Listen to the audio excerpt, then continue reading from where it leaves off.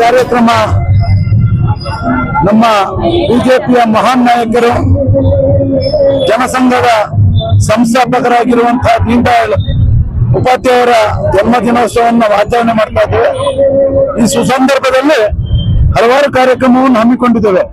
ಸ್ವಚ್ಛ ಭಾರತ್ ಅಭಿಯಾನ ಮೋದಿಜಿ ಅವರ ಕನಸು, ಅದೇ ರೀತಿ ಗಿಡ ನೆಡುವಂತಹ ಕಾರ್ಯಕ್ರಮದ ಜೊತೆಗೆ ಈ ದೇಶಕ್ಕೆ ಮಹಾನ್ ಕೊಡುಗೆ ನೀಡಿದಂತ ನಮ್ಮ ನಾಯಕ ನರೇಂದ್ರ ಮೋದಿಜಿ ಅವರು GST ಅನ್ನು ಬಡವರಿಗಾಗಿ ಏನು ಕಡಿತಗೊಳಿಸಿದ್ದಾರೆ ಅದ್ರ ಬಗ್ಗೆನೂ ಸಹ ಇವತ್ತು ಸಹ CM ಹಂಚಿದ್ದೇವೆ.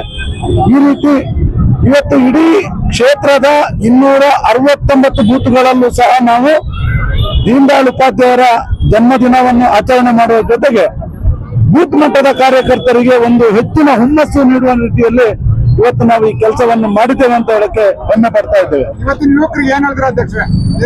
ಇವತ್ತು ದೀನ್ ದಯಾಳ್ ಉಪಾಧ್ಯಾಯರು ಹಾಕಿಕೊಟ್ಟಂತ ದಾರಿಯಲ್ಲಿ ಈ ದೇಶ ಮುನ್ನಡೀತಾ ಇದೆ ಅಂತ ನಾವು ಹೇಳಕ್ಕೆ ಹೆಮ್ಮೆ ಪಡ್ತಾ ಇದ್ದೇವೆ.